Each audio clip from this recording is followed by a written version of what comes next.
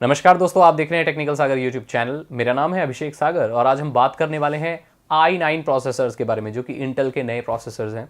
आपने i3, i5, i7 का नाम सुना होगा। अभी ये i9 सामने आया है। काफ़ी अच्छा प्रोसेसर है, हाई एंड प्रोसेसर है, बहुत जल्दी टास्क कंप्लीट करेगा।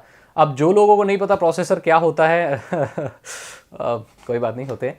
तो प्रोसेसर आपकी एक चिप होती है कंप्यूटर में। ये एक कंप्यूटर का एक ब्रेन जैसा होता है। जितने भी आप कंप्यूटर्स में काम करते हो, वो सारी जो सोचने वोचने की, प्रोसेस करने की जो चीज़ें होती हैं, वो इस चिप में होती हैं।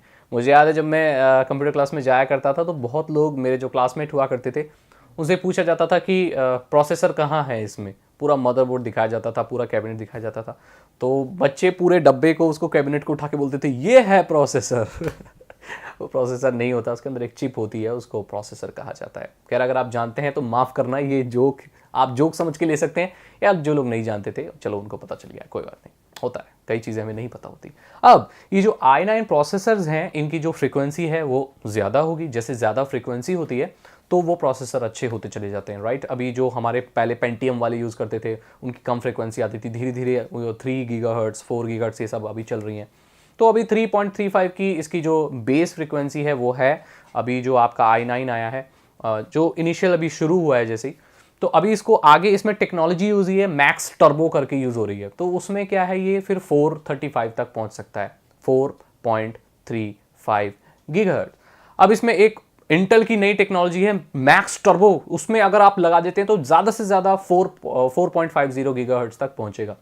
बोलेंगे ठीक है, अच्छी फ्रीक्वेंसी है, अच्छा काम करेगा। इसमें रैम सपोर्ट करता है 128 GB तक। 4 स्लॉट दिए गए हैं, 4 मेमोरी को दिए गए हैं लगाने के, नॉर्मल सी जैसी चीज़ होती है। ध्यान देने वाली बात यह है कि इसको प्रोसेसर को यूज़ करना है तो पुराने मदरबोर्ड्स को ये सपोर्ट नहीं करता है। इसके लिए आपको नया मदरबोर्ड ही लेना पड़ेगा। तो अभी देखो, मदरबोर्ड नया लेना पड़ेगा, फिर रैम तो आपके पास होगा, या रैम भी अलग लगाओगे ही, तो पूरा नया कंप्यूटर ही बनाना पड़ेगा अगर i9 प्रोसेसर का इस्तेमाल करते हो तो। अब इसमें हाइपर थ्रेडिंग है और इसमें इसको ओवरक्लॉक किया जा सकता है। इसके साथ ये सारी बहुत सुविधाएं आती हैं। अब इसमें हाल ही में 24 घंटे हो गए मेरे ख्याल से, मैंने न्यूज़ पढ़ी कि इसको 6 गीगाहर्ट्ज़ तक ओवरक्लॉक कर दिया गया है। 6 गीगाहर्ट्ज़ तक इसको ओवरक्लॉक किया गया है। अगर आप इन गीगाहर्ट्ज़ का मतलब नहीं समझते हैं, तो ये फ्रीक्वेंसी होती है, ये प्रोसेसर की स्पीड को बताती है, राइट। तो अभी इसी से अंदाज़ा लगा लो, 4.50 तक तो था, अब 6 तक इसे पहुंचा दिया गया। ओवरक्लॉकिंग के बारे में अगर आपको नहीं पता है तो इसके ऊपर सेपरेट वीडियो बनाई हुई है, जहां पर मैंने आपको बताया है कि किसी भी प्रोसेसर को जितनी पावर उसको देनी है, जितना करंट उसको देना है, निर्धारित है। जैसे 4 देना है, उसको अगर 4.5 दोगे तो उसकी जो परफॉर्मेंस होगी वो भी थोड़ी सी बढ़ के आएगी। लेकिन ये फैक्ट्री से नहीं होके आता है, इसमें आपको खुद ही ओवरक्लॉक करना पड़ता है। इसकी पूरी डिटेल उस वीडियो में है।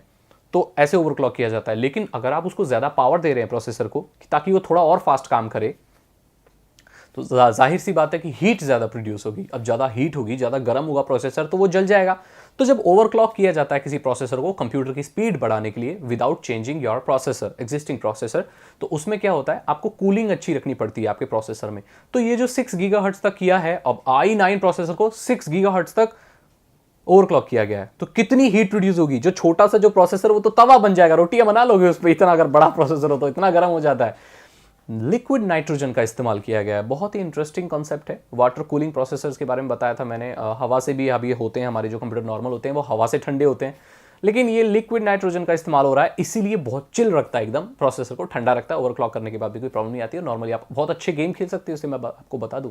इसमें PCI जो स्लॉट मिलता है आपके ग्राफिक कार्ड के लिए, वही है। अगर अच्छा वाला ग्राफिक कार्ड यूज़ करते हो, i9 प्रोसेसर है, रैम भी अच्छा खासा है, तो मेरे ख्याल से जितने भी अभी PC के गेम हैं वो सारे इसमें चल जाएंगे। इसका जो रेट है 1.5 लाख, 2 लाख, 3 लाख, आप जानते ही हैं, हमारे तो पहुंच के बहुत बाहर है। मेरा तो पूरा कंप्यूटर भी 1.5 लाख का नहीं है, तो ऐसे में तो हम चिप कहाँ खरीदेंगे। लेकिन ये टेक्नोलॉजी की एक नई चीज़ थी, नया प्रोसेसर आया है, तो इसके बारे में बात करना तो बनता है। अगर आपको ये वीडियो अच्छी लगी तो इसे लाइक करें, अपने दोस्तों के साथ शेयर करें, और अगर आप मेरे चैनल पर नए आ गए हैं तो इस चैनल को सब्सक्राइब करें, क्योंकि cyber security, ethical hacking, technology, vlog, fact, technology की न्यूज़, जैसे अभी डेटा लीक हो गया जियो का, इस तरह की चीज़ें भी मैं आपको बताता रहता हूँ। जियो का डेटा लीक हो गया, खैर वो वेबसाइट बंद हो गई है। और एनोनिमस ने पहले भी वार्न किया था कि भैया ऐसे ही जो फ्री इंटरनेट वाले हैं ये आपका डेटा वगैरह लीक कर रहे हैं। और ये जो डेटाबेस है पूरा, मैं आपको बता दूँ, ब्लैक मार्केट में, ये ब्लैक हैट फॉरम्स में आज भी बिक रहा है। खैर जियो के नाम से नहीं बिक रहा होगा, इंडियन टेलीकॉम डेटाबेस के नाम से बिक रहा होगा। इसमें बहुत सारी परेशानी, इसके बाद में हम फिर कभी फुर्सत से बात करेंगे।